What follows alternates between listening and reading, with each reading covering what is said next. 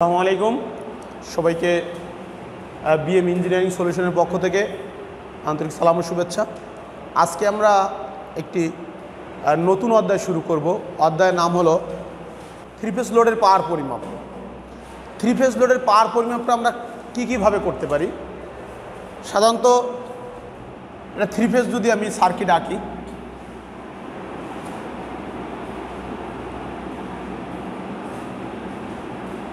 এটা একটা three phase load আঁকলাম।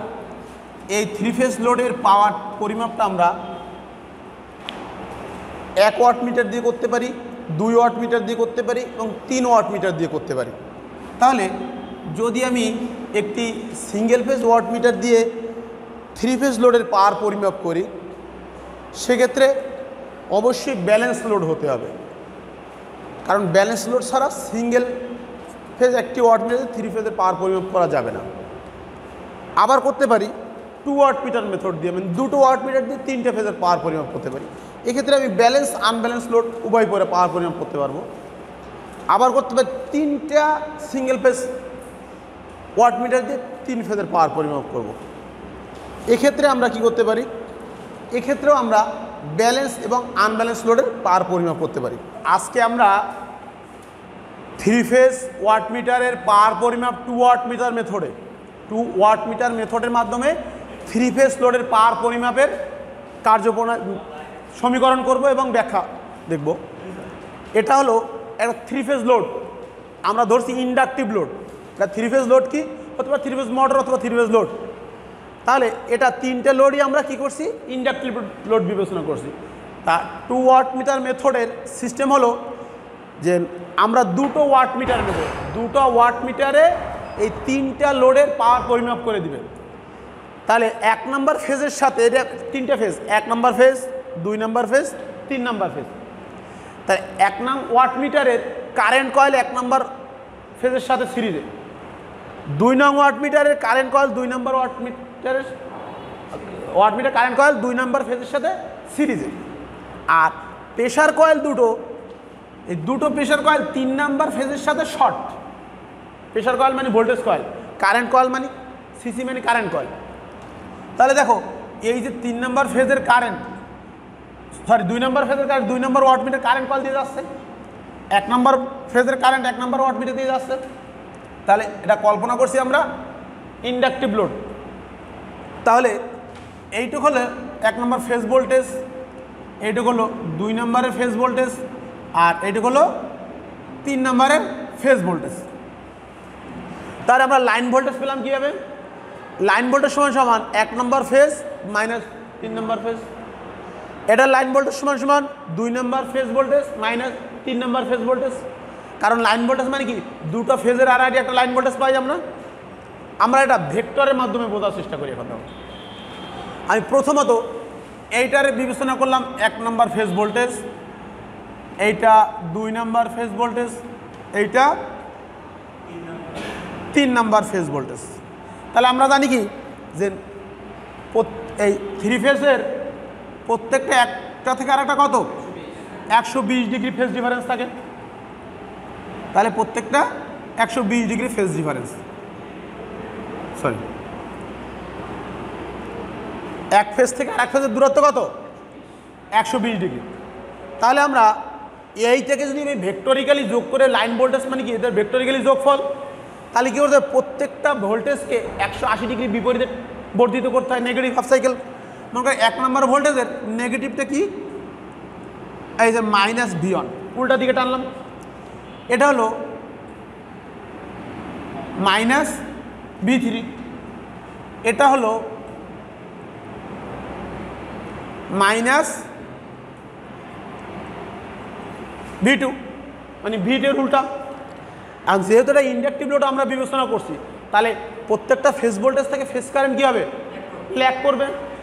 তাহলে এটা যদি ফেজ 1 নম্বর ফেজ ভোল্টেজ হয়, তো এর ফেজ কারেন্ট কি, এইটা এটা কত ডিগ্রি 5 ডিগ্রি কল্পনা করছি আমরা। এটা 2 নম্বর, তো এখান থেকে 2 নম্বরের ফেজ কারেন্ট 5 ডিগ্রি ল্যাগ করবে। এটা 3 নম্বর, তো ওরও I3 5 ডিগ্রি ল্যাগ করবে। এটা আমরা বিবেচনা করি না। তাহলে এখন দেখো এই যে লাইন ভোল্টেজ কোন জায়গায় 1 নম্বর ওয়াট মিটারের প্রেসার কয়েলের আড়াইটে যে ভোল্টেজ 1 নম্বর ওয়াট মিটার কি 1 নম্বর আর 3 নম্বরে আড়াইটে লাগানো হয়েছে না, তাহলে এর ভোল্টেজটা কি V1 মাইনাস V3। তাহলে দেখো V1 কই এইটা আর মাইনাস V3 এইটা, এদের ভেক্টরিক্যালি যোগ যদি করি আমি,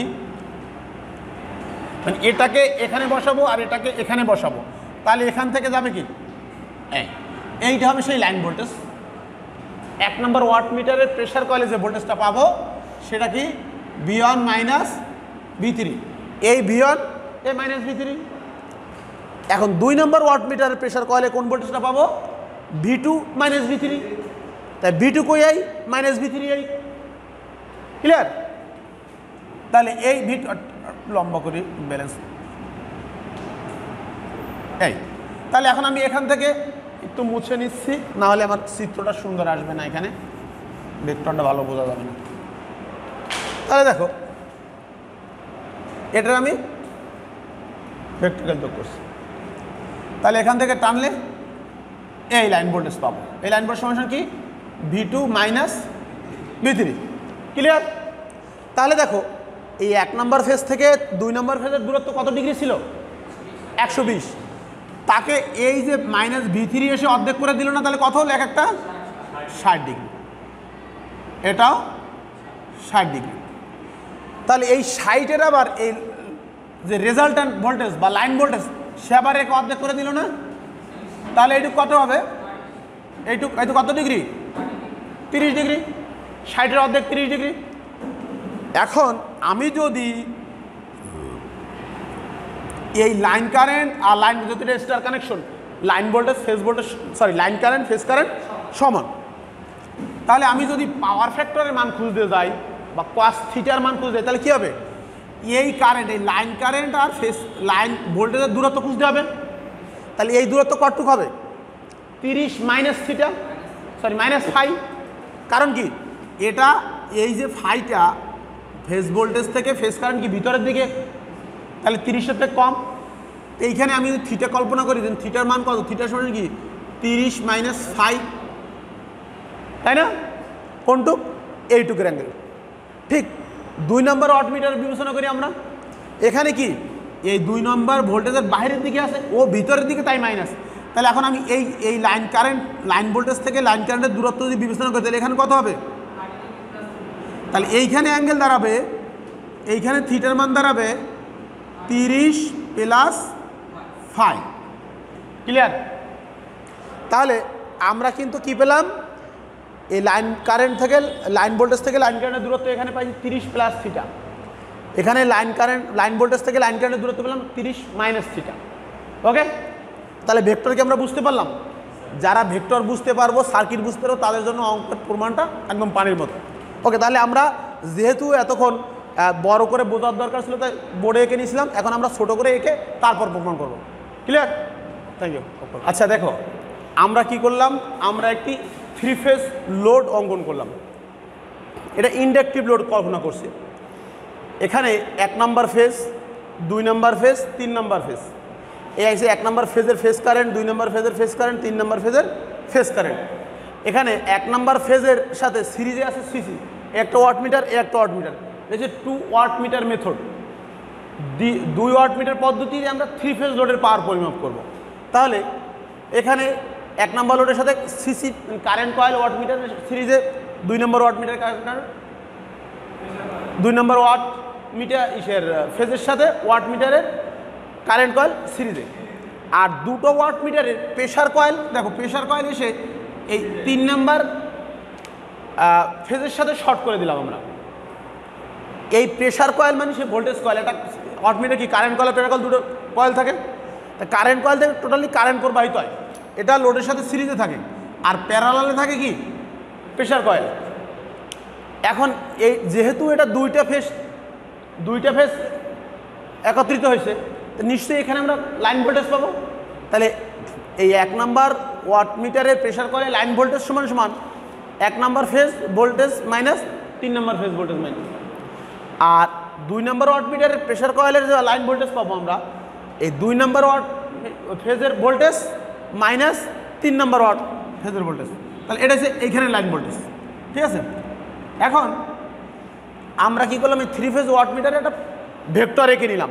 1 নম্বর ভোল্টেজকে আমরা 1 নম্বর ভোল্টেজ, 2 নম্বর ভোল্টেজ, 3 নম্বর ফেজের ভোল্টেজ। তাহলে প্রত্যেকটা ভোল্টেজকে আমি যদি ভেক্টরিক্যালি যোগ করতে যাই, তাহলে একটার সাথে আর একটা 180 ডিগ্রি বিয়োগ করে, মানে নেগেটিভ হাফ সাইকেল নিতে হয়। তো এটার উল্টা দিক বর্ধিত করলাম, এর উল্টা দিক -V1 -V3। এখন আমি দেখি প্রত্যেকটা থেকে আবার কারেন্ট ল্যাগিং আছে। এটা phase voltage, phase current, phase voltage, phase current, phase voltage, phase current কি আছে, ল্যাগিং আকারে আছে। এখন দেখো এই যে লাইন ভোল্টেজটা 1 নাম্বার ওয়াটমিটারের প্রেসার কলে আড়াইটি যে লাইন ভোল্টেজটা, এই লাইন ভোল্টেজটা কি V1 -V3।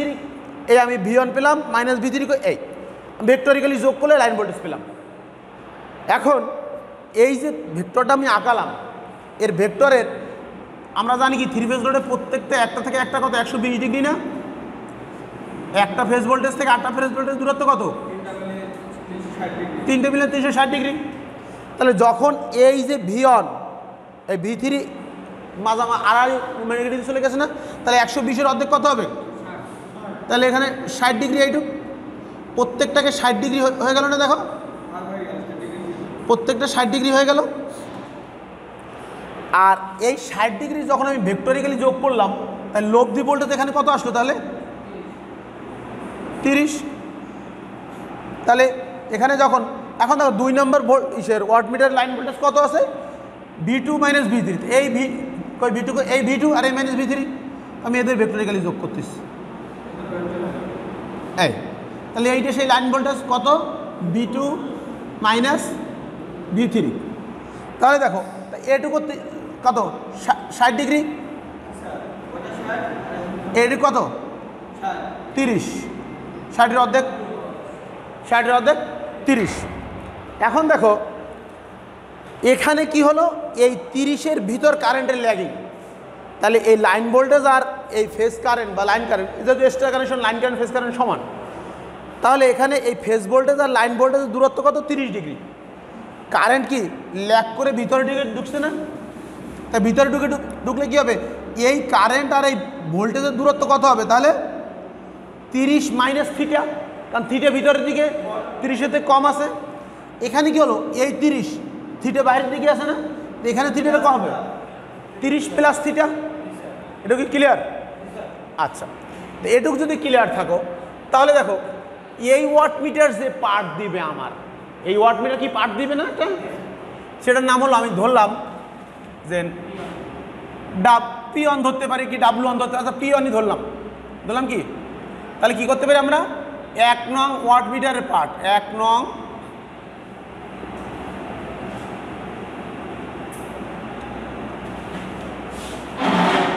নং ওয়াটমিটারের পার্ট দিলাম কি P1, তাই না। 1 নং ওয়াটমিটার পার্ট সমান কী হবে, তাহলে দেখো 1 নং ওয়াটমিটারের পার্ট কী হবে, VL IL cos θ। আমরা জানি কি VL IL cos θ, যেহেতু আমরা থিটা VL IL cos φ ধরতে পারি আমরা, ফাই বা থিটা, অথবা যদি আমরা এইটাকে ফাই ধরি, এই যে অ্যাঙ্গেলটা এটা দিলাম ফাই, প্রত্যেকটাকে আমরা থিটার বদলে ফাই ধরলাম, প্রত্যেকটা আমরা এটা কি ফাই ধরলাম, কোন অ্যাঙ্গেলটুক, এইটুক। তাহলে আমরা জানি কি যদি আমরা তাহলে VL IL cos θ আমরা থিটা ধরি, কিন্তু এই থিটাটাকে লাইন ভোল্টেজ আর লাইন কারেন্টের মধ্যবর্তী, যেহেতু লাইন ভোল্টেজ লাইন কারেন্ট আর লাইন ভোল্টেজ ও লাইন কারেন্টের মধ্যবর্তী দূরত্ব সেই পাওয়ার ফ্যাক্টর। তাহলে 1 নম্বর আসে পাওয়ার ফ্যাক্টর কত, দেখো তো 30-এর মধ্যে, তাহলে -θ হবে না। তাহলে আমরা কি করতে পারি, VL IL cos 30 - φ, থিটার মান হলো 30 - φ। ওকে, তাহলে 2 নং ওয়াটমিটারের পার্ট কী হবে, 2 নং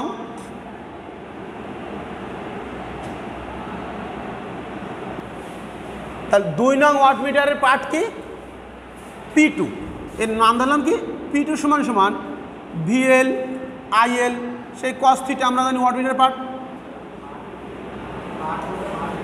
সরি 2 নং ওয়াটমিটারের পার্ট, তাহলে বা ওয়াটমিটার রিডিং যেটা বলি, তাহলে VL আইএল কস কত হবে 30 প্লাস 5। কারণ কি, কারণ হলো এটা বাইরের দিকে, এইটুক 30 এর বাইরের দিকে আছে, তাহলে 30 প্লাস 5। এখন এটা হলো 2 ওয়াটমিটার মেথড, মানে দুটো ওয়াটমিটারের যোগফল আমার 3টা লোডের পার পরিমাপ করে দিবে। এই দুটো ওয়াটমিটারের যোগ করলে আমরা কি আমাদের কি পাবো, 3টা লোডের পাওয়ার পরিমাপ করবো, 3 ফেজ লোডের পাওয়ার। এখন আমরা কি করতে পারি, এই 1 নম্বর ওয়াটমিটার পার্ট পেলাম, 2 নম্বর ওয়াটমিটার পার্ট পেলাম। এখন আমরা কি করতে পারি, 2টা ওয়াটমিটার পার্ট যোগ করতে পারি, তাই না? তাই যদি লিখি যে নং ওয়াটমিটার ও 2 নং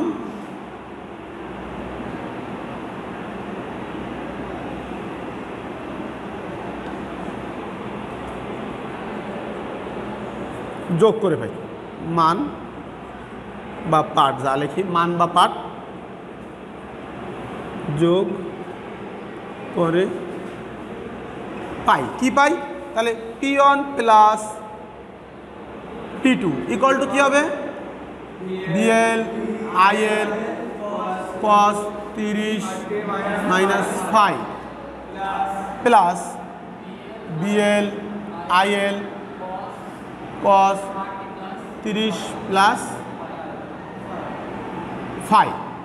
তাহলে আমরা কি পেলাম, 1 নম্বর ওয়াটমিটার এবং 2 নম্বর ওয়াটমিটার মান দুটো আমরা যোগ করলাম। যোগ করে দেখো এখন এই VLIL cos VLIL আর VLIL মিলে যাচ্ছে না, আমরা কমন নিতে পারি না চাইলে, তাহলে কি করতে পারি, VLIL কমন নিলাম, তাহলে হবে কি cos 30 minus 5 plus cos 30 plus 5 common নিলাম এবং তো ক্লিয়ার। আচ্ছা এখন এটা দেখো আমি চাইলে, তাহলে আমাদের একটা সূত্রে দাঁড়ায়, দেখো সূত্রটা হলো এরকম যে sorry cos A minus B plus cos A plus B সমান, এটা সমান সমান কি লিখতে পারি, 2 cos A into cos B। এটা সূত্র আমরা এখন এই সূত্রতে ফেলতে পারি, ঠিক আছে? তাহলে cos A minus B plus cos A plus B, তাহলে আমরা কি লিখতে পারি, VL IL 2 cos A মানে 30 ইন্টু cos B মানে 5।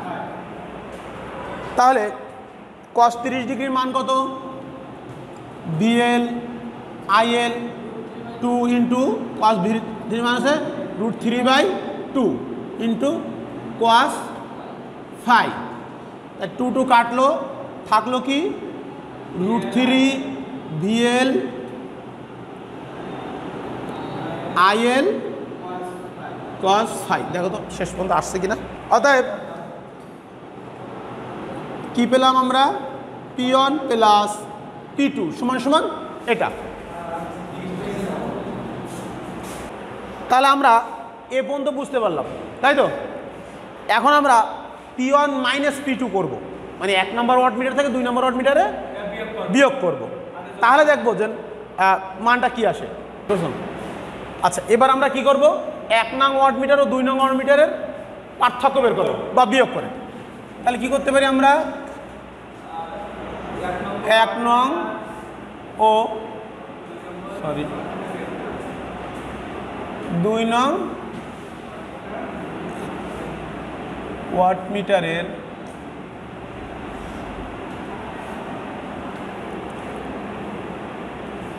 মান বিয়োগ করে পাই।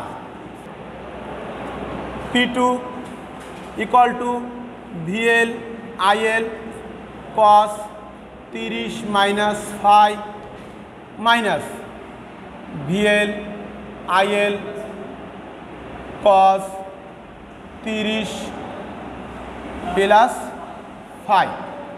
তাহলে দেখো এখান থেকে আমরা আগের বারের মতো আবার VLIL কমন নিতে পারি। যদি VLIL কমন নেই, VLIL কমন নিলাম, cos 30 minus phi minus cos 30 plus phi. তাহলে এবার কি সূত্র বললো? cos A minus B minus cos A plus B। আগেরটা ছিল cos A plus B, sorry A minus B plus cos A minus B। এখন কি হলো? cos A minus B minus cos, শুধু পার্থক্য এখানে মাইনাস। এই মাইনাসের কারণে আগের সূত্রটা পরিবর্তন চলে আসবে। তাহলে VLIL আগে ছিল কি 2 cos A cos B, এখন হবে 2 sin A sin B। এখন হলো কি 2 sin A মানে 30 ইন্টু sin B মাইনাস এ 5। তাহলে sin 30 ডিগ্রির মান কত? sin 30 ডিগ্রির মান কত? 1/2, তাই না? sin 30 ডিগ্রির মান হলো 1/2 ইন্টু sin 5। তাহলে এটা কাটে, তাহলে কি হলো? VLIL sin 5। আচ্ছা, আগেরটা আমরা 1 নম্বর সমীকরণ আর এটা 2 নম্বর সমীকরণ, 2 নম্বর সমীকরণ ধরুন। আগেরটা 1 নম্বর সমীকরণ, এটা 2 নম্বর সমীকরণ। তাহলে কি পেলাম? যে যখন আমরা 1 নম্বর ওয়াটমিটার আর 2 নম্বর ওয়াটমিটার পার্ট যোগ করছিলাম তখন কি দাঁড়াইছিল? VLIL cos √3 VLIL cos 5। কি বেরোলো আমাদের 1 নম্বর? এটা আমি একটু লিখে নেই। তাহলে P1 প্লাস P2 সমান কী ছিল? √3 VLIL cos 5। এটা ছিল কত? 1 নম্বর সমীকরণ। আর এখন পেলাম কি পেলাম? P1 minus P2। তাহলে কি হলো? VLIL sin 5। এখন এই 2 নং সমীকরণকে 1 নং সমীকরণ দ্বারা ভাগ করব। তাহলে কি দাঁড়ায় দেখো, তাহলে কি লিখতে পারি? 2 নংকে 1 নং দ্বারা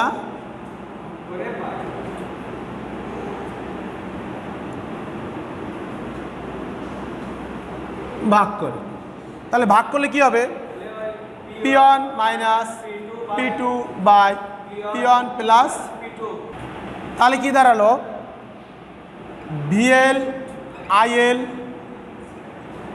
sin 5। তাহলে VLIL cos 5।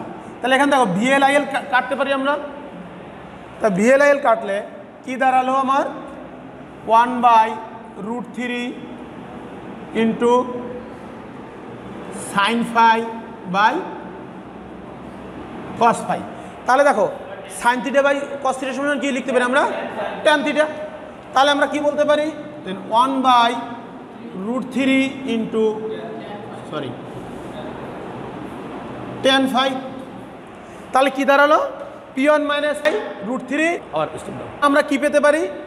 তাহলে আমরা কি পেলাম? বা P1 minus P2 by P1 plus P2 equal to 1/√3 into tan 5। তাহলে আমরা tan 5 যদি এই পাশে নিয়ে আসি তাহলে কি হয়? tan 5 equal to √3 P1 minus P2 by P1 plus P2। তাহলে শুধু যদি ফাইয়ের মান বের করি আমরা, বা phi equal to tan inverse second bracket into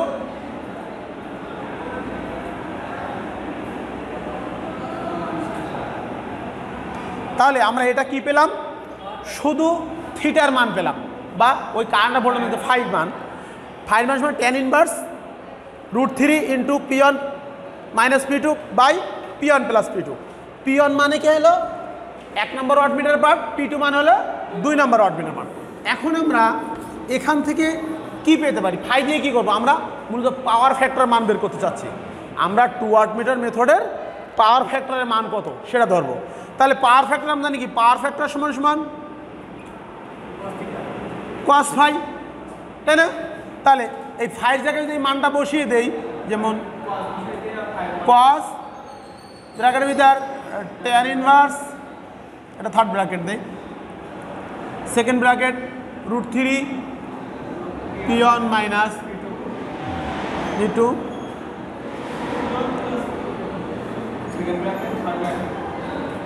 তাহলে দেখো আমরা এদের কি শিখতে পারলাম, দেখলাম যে পাওয়ার ফ্যাক্টরের মান কিন্তু সহজে আমরা প্রমাণটা করে ফেলছি এবং এই প্রমাণটা তোমাদের পঞ্চম পর্বের পরীক্ষায় বারবার আসে। এই অধ্যায়টা মোস্ট ইম্পর্টেন্ট একটা অধ্যায় measurement 2 electrical and electronic measurement 1 most একটা ইম্পর্টেন্ট অধ্যায়, মোস্ট একটা ইম্পর্টেন্ট প্রমাণ।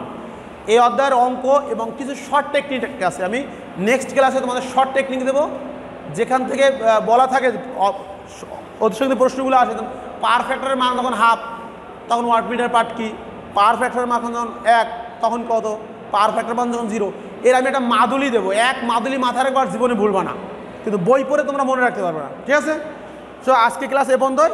থ্যাংক ইউ সবাইকে।